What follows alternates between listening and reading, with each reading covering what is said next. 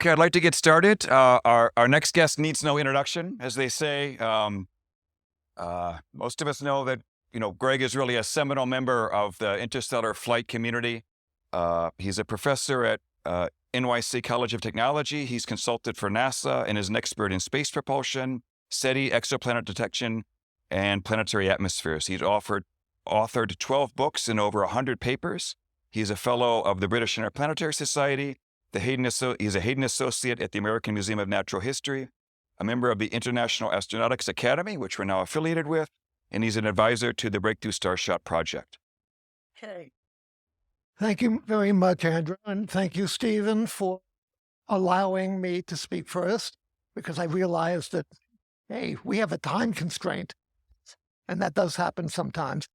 This paper arrived in my hands, this concept, in a very interesting way. I've done a lot of work on graphene, and I noticed that if you make graphene absorptive by adding molybdenite to it, and I'm at least the second person here to mispronounce molybdenium, this conference, but there might be others, you can raise its absorptivity to 40%. So I started writing papers on it, and I noticed that you could get small craft to the Centauri system in a few hundred years, and you could get an arc to that same system in about 1,000 years because you're limited by the human gravitational tolerance of 3Gs. Robots, as we know from Project Starshot, can do a lot better than 3Gs. So then, because of this early work, arriving in my desktop one morning out of my email was a request to review a paper. And a review of this paper on this new material called Aerographite, and I learned that it is very, very similar in properties from a solar sail point of view to interstellar solar sailing using graphene. It's nice to have two types, 10 candidate materials like this, because they're both very small. And today, we can't really generate them in quantity yet. And we're going to have to improve that a great deal.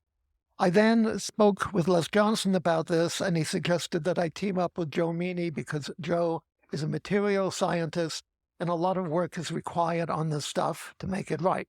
I discussed it with Renee Heller, who I confessed to being the reviewer on his paper, and it was fun to see the little sample he brought in. Okay, here's my abstract, and basically, I've talked about the abstract. I'm not going to go into it much. It will also be in the paper, which will be submitted. So you'll see that.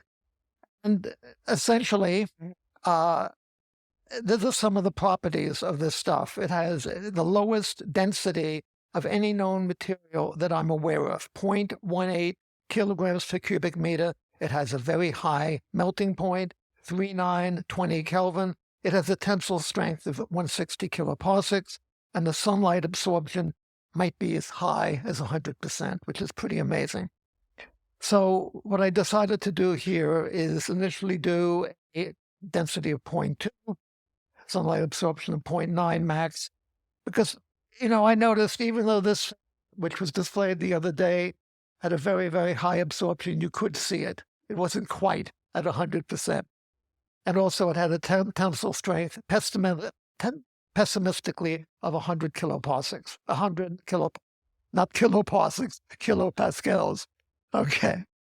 So, I decided to look at a couple of classes. One of these was parameters.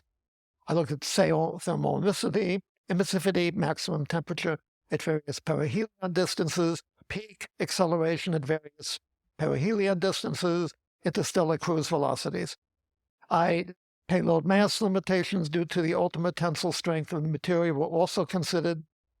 I assumed a 1 micron spherical shell, and I assumed that the spherical shell, of course, has a mass of 4 pi r squared, times the thickness times the density, where R is the shell's radius, T is the shell thickness, 1 micron.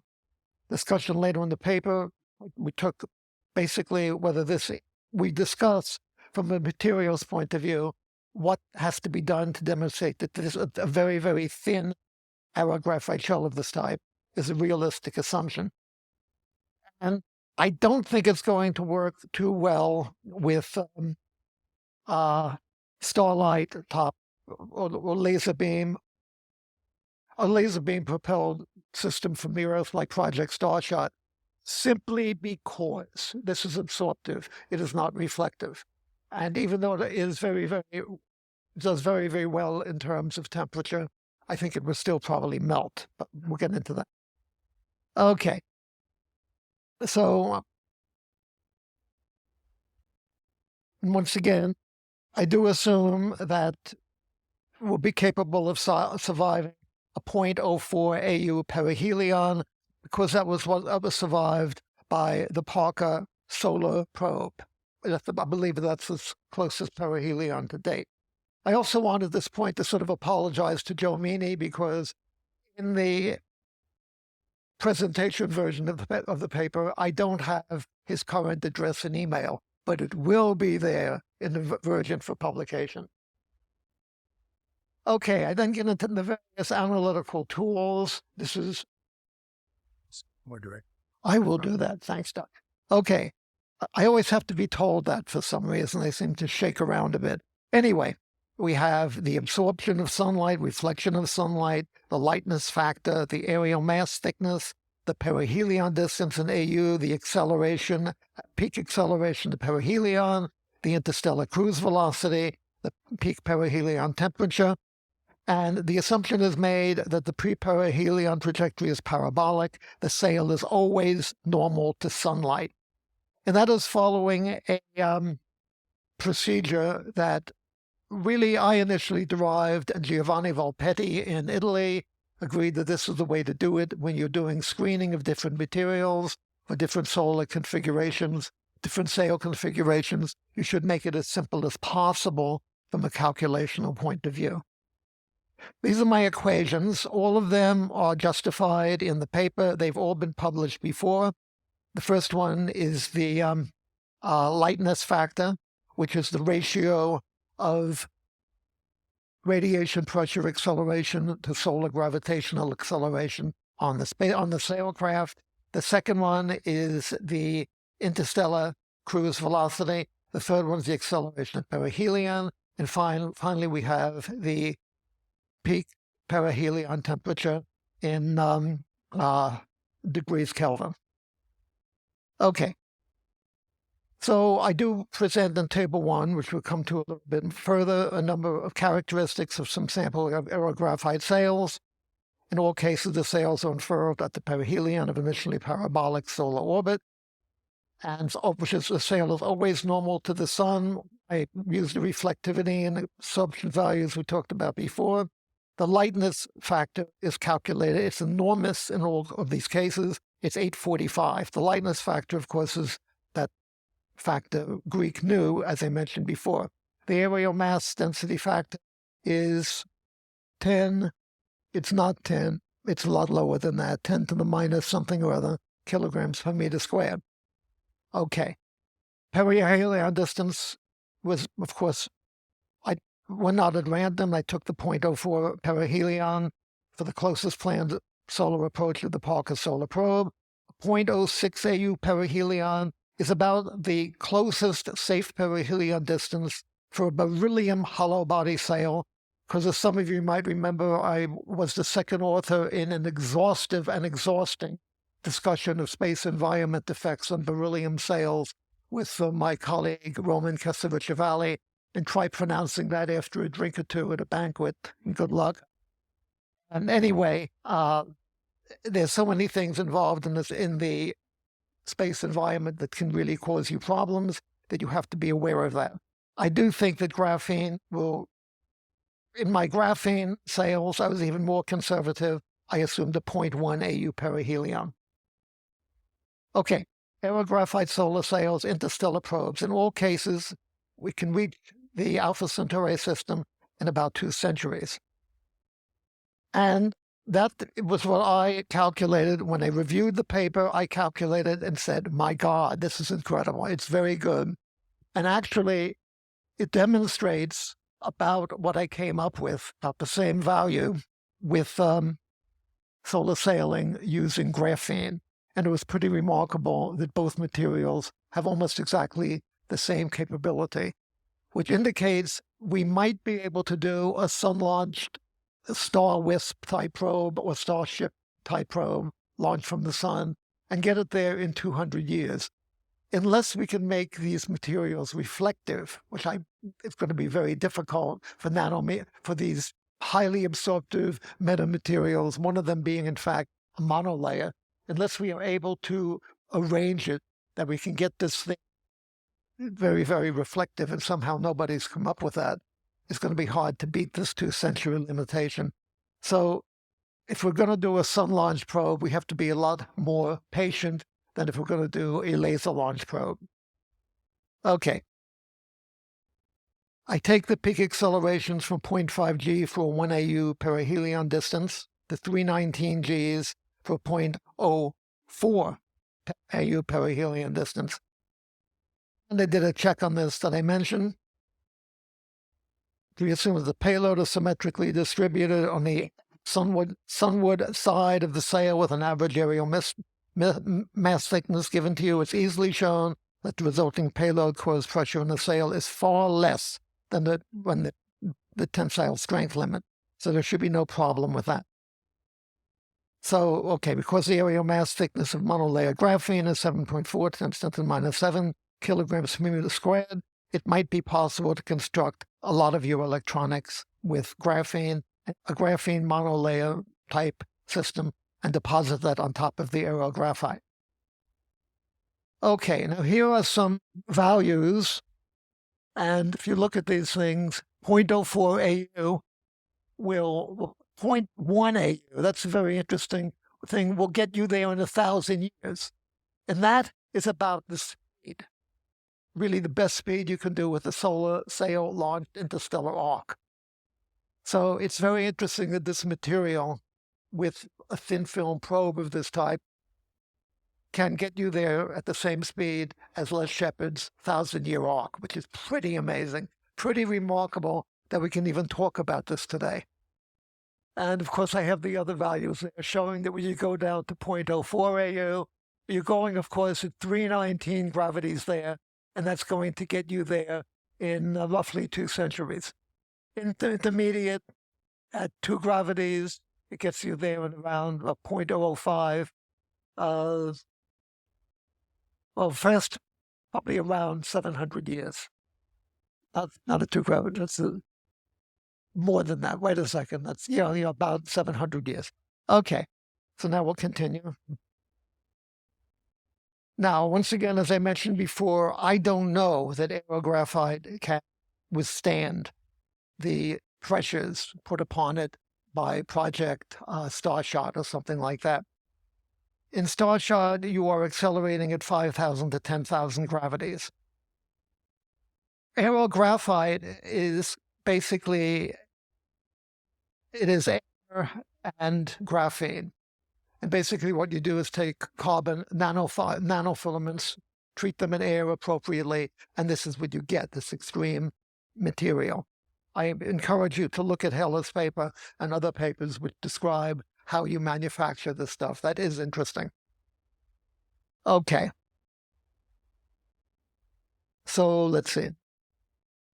Okay, then go down to talking about we take the sail cross-sectional area as 10 to the 4 meters squared. The sail diameter normal to the beam is about 100 meters. The mass of the spacecraft is therefore about 0.015 kilograms, which is about an order of magnitude greater than the metamaterial sails considered in Project Starshot. As you may remember from Phil's talk, 1.5 grams is what was talked about over there. So, okay, if it can survive a 0.04 AU perihelion pass, once again, we have this very high, nice accelerations, nice cruise velocities. This one assumption that's made, of course, in all of this thing, the sail if you're doing it with a laser in some way or another, you have to make the assumption that the beam completely fills the sail at the termination of acceleration. So we next address laser wavelength. Unlike Project Starshot, terrestrial laser, we're taking something in space. Now, the reason we're doing it in space is we want to be a little more gentle, because we're not sure it can withstand 5,000 gravities. Also, we want to have a longer collimation length. We want to give it a lot more time to get there. Okay, so I do the calculations. These are standard values, standard numbers. I'm sorry that my numbers came out a bit small, but basically this comes out with the acceleration and 33 Gs, required laser power. I got this from something by McInnes, 1.36 gigawatts, which is a lot less than required by Project Starshot. But once again, we're taking more time. Talk about the laser transmitter that you need. You're doing it in space. There it is, about 3 kilometers squared. You can construct the sail, sunlight, collection optics, and laser transmitter. Very challenging, of course. It's a 3-hour acceleration run as opposed to the 6-minute acceleration run in Project Starshot. This is one of the trades. You know, you're going to do it space-based. You're going to have to keep it collimated for a longer time, but you can have a lot less acceleration. And, you know, what finally wins? I don't know. Okay. Move forward a bit. Then I went back to interstellar arcs. Now, I really hope we don't have to fly an interstellar arc. I still think that if we're going to send people to the stars, we might have to do something like that. And I base all of my arc considerations, such as population density, radiation environment, agricultural space, upon a wonderful NASA study, NASA Ames and Stanford study from 1977, taking all of these together, working off the O'Neill colony ideas. Maybe some of it's a little bit dated now, but it's still the best thing out there, I think. I also use the parachute sail idea, and that is, it's a variant of Jörg Strobel's Aerographite inflatable hollow body sail. He's the person who came up with the idea originally, and he was a great guy. I'm sorry he's no longer with us. But basically, I compare it, an aerographene, a combination aerographite, graphene, hollow body sail. I compare it to a graphene hollow body sail as we follow. And I do that in the figure. What I did was I said, okay, this thing has such a very, very low aerial mass thickness. Let's put a layer of this on top of the graphene. A graphene is very good because in a hollow body sail, it's basically impermeable to fill gas. You can very easily keep the air in. And it succeeds very nicely at that. So if you put up the very, very thin layer, you can increase the absorptivity from 40% to close to 100%, which is an advantage. And there's a picture. The picture, it's my one figure in this thing. It shows sunlight. It shows the aerographite layer, the graphene, inflatable, and the payload on top of that. It is not to scale. Like all these things, these are huge. The sail itself probably has a radius of something like 500 or 600 kilometers. There's a very interesting story about these sizes. Usually when you talk about interstellar solar sailing or laser sailing with something carrying a person, the sail is projected over Texas. And Les Johnson was asked to participate in he's smiling back there, in an article for National Geographic, and he doesn't live in Texas, he lives in Alabama. So he projected it over Alabama and Mississippi, I think it was. And in the draft, National Geographic reversed the labels of the two states. So Les called me in hysterics. It was very funny. And I laughed too. Okay. So essentially what happens is this changes, of course, the lightness factor a little bit. I put all of the numbers into it, and I'm able to come up with, basically, we find that for the same acceleration, the payload mass goes way up, which is very nice. So we can get there in 1375 years. We have the 3G comfortable acceleration for humans.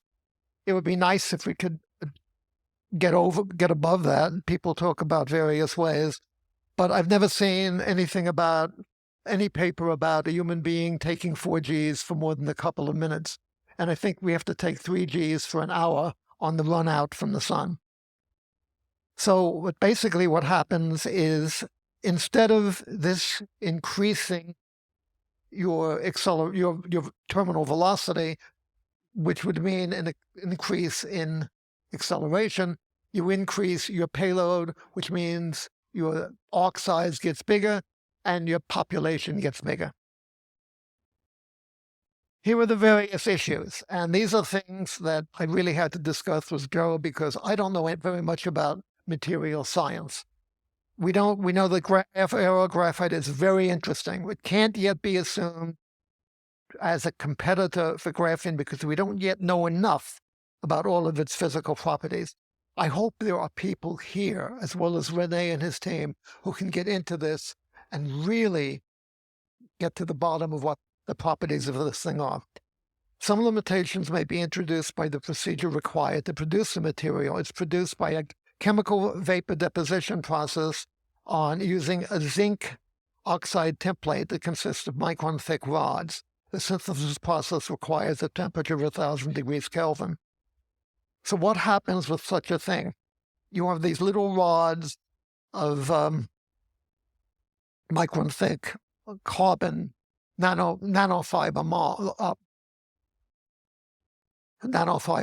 rods, but what can you make them less than a micron in size? So you can do this. I don't know. I've never seen anything about it. Work would have to be done to demonstrate it's possible. Also, how stable would this material with air in it be when you get up to temperatures much above 1,000 degrees Kelvin? I don't know the answer to that either.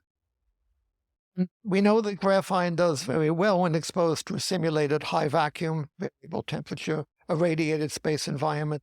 We have to demonstrate that aerographite can do that as well. It has to be tested in the space environment. Also, with both graphene and aerographite, there is another issue, and that is trajectory adjustment. I have two papers, one in ACTA and one in JBIS, about what happens if there's a slight delay in sail deployment. And of course, will mean that you're not going in quite the right direction. You need some type of steering, but if it's a purely absorptive sail, that becomes a little more difficult. And I think what you're going to need is reflective steering vanes or something like that.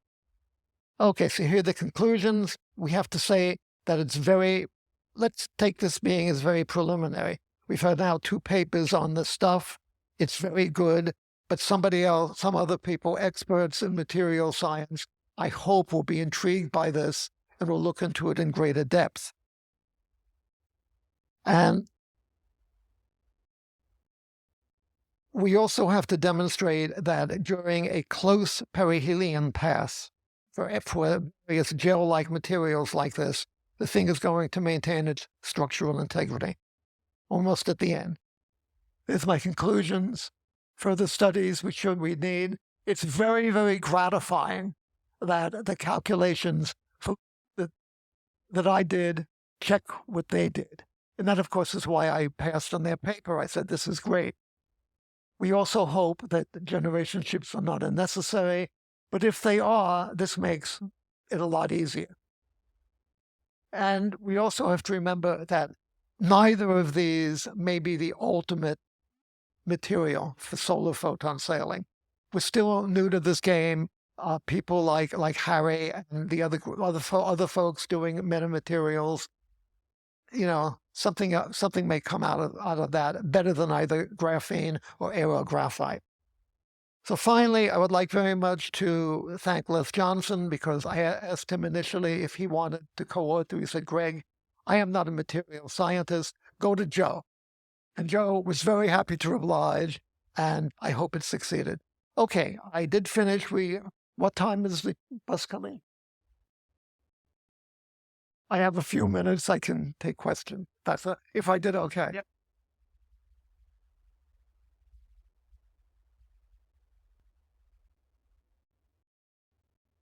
So questions for Greg? Oh, yeah.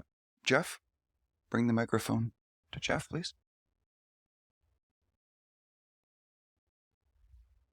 Great talk, Greg. Just a quick note for you. People have been in 6Gs for an hour in quite high comfort by lying in a water bath, breathing air.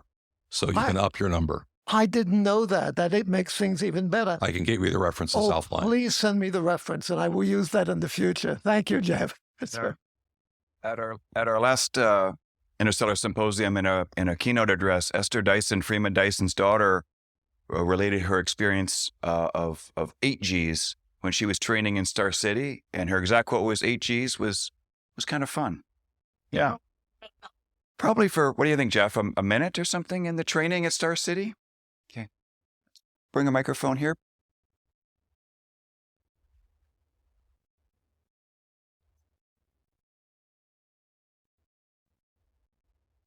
This might be more in the realm of science fiction, but there's a book written by Robert Forward, who's a consultant by NASA, called Dragon's Egg. And there's talk about using said chambers in combination with, I think, ultrasonic speakers or something in order to compensate for some of the gravity waves that you might experience at such velocities, at accelerations. This might be worth a look into. It's a fantastic book if you haven't had the chance to read it. Yeah, if we can do something like that, and of course we also have to do it for the ship's cats, etc. Keep everybody happy during high acceleration. But anybody else? Yeah. So for the space-based laser version of this, how far out were you assuming you were beaming to the aerogel? Pretty far. Pretty far. Like Certainly, AUs? Yeah, and AU. Okay. I mean, once again, you have the thing in space. It's basically it's the stat height, as close as you can make it to a stat height. It's staying in one place related to both the sun and the target star and the starship, and you don't have some of those same limitations that you do with Project Starshot. Once again, it's a trade-off. It seems like in this field, everything is a trade-off. Okay. Yeah, agreed. Maybe you could even drop the wavelength more if you really want to play with it. Sure. X-rays will stop in that just fine too. That you are absolutely correct. One of the very first papers on interstellar solar sailing, I think the one by Marx in the 60s, assumed an X-ray laser. So could be. Did I see correct that the mass of the sail itself was 5 million kilograms? Probably something like that. We would have to go back through the slides. I'd rather not do that now because I'm running out of time. But once again, this will be made available. You will get. Will people be able to get the presentations? We could make the presentations. There's a plan to make proceedings that won't do the And presentation. if you have questions, get back to me, and I can send you the version of the final paper that I'm working. It still has to be formatted for ACTA. So. Right. My sort of comment, and I hate to be a killjoy here, is that we'd need to find 5 million kilograms of carbon already in space in order to create that, because there's no way we could launch that in any future between now and several hundred years. So. If we're going to launch anything like an ARC, I really think we need a solar system technology. I totally agree. We're not going to go from being a Type 1 to a Type 2.5 civilization immediately, and we want to, without stopping it, go or something like that. Okay, we better get Greg to his flight. Okay. So let's thank him.